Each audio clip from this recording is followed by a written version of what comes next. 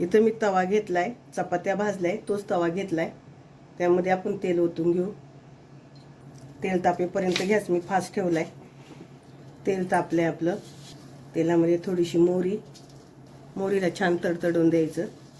त्यानंतर जिरं छान फुललं की त्यामध्ये लसूण इथं मी ठेचून घेतलाय. लसूण आपल्याला परतून घ्यायचा आहे चांगला. बारीक गॅस केलाय मी आता. बारीक गॅस आपण परतून घेऊया. आपलं लसूण छान परतलाय. त्यामध्ये घरचा मसाला, धनिया पावडर, काश्मीरी लाल मिरची पावडर, थोडीशी हळद मिक्स करूया. छान मिक्स झालं का त्यामध्ये कोथिंबीर आणि कढीपत्ता दोन्ही एकसाथ टाकायचं.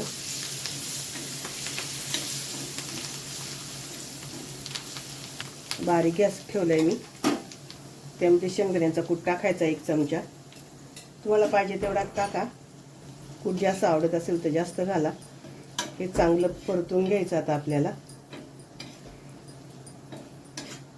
इथे आपले परतून झालंय हे सगळं. त्यामध्ये चवीनुसार मीठ पुन्हा एकदा छान परतून घ्यायचं मीठ टाकल्यावरती. त्यामध्ये टाकणारी उकडलेली मटकी आणि मटकी छान मिक्स करून घेऊया आपण. त्याच्यात मटकी टाकताना त्याबरोबर थोडंसं पाणी ठेवायचं. उकडलेल्या मटकीचं जे पाणी असतं त्याने अजून छान चव येते. आपण इथं गॅस फास्ट केलाय आणि फास्ट गॅसवर परतून घेऊया. झाकण न ठेवतात आपल्याला परतून घ्यायची आहे. इथे आपली मटकी परतून झाली, सुकी झाली आहे. अगदी किंचित थोडीशी ओली आहे. त्यामध्ये वरतून परत थोडीशी कोथिंबीर टाकायची असेल तर टाका, नाही टाकली तरी चालेल.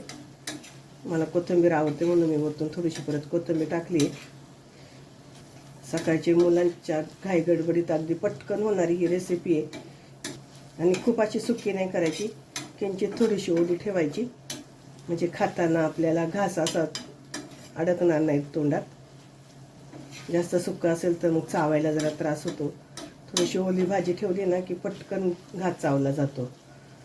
इथं आपली मटकी तवा फ्राय तयार झालाय.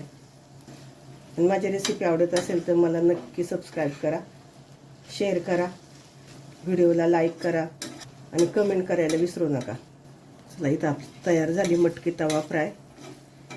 गॅस बंद करते.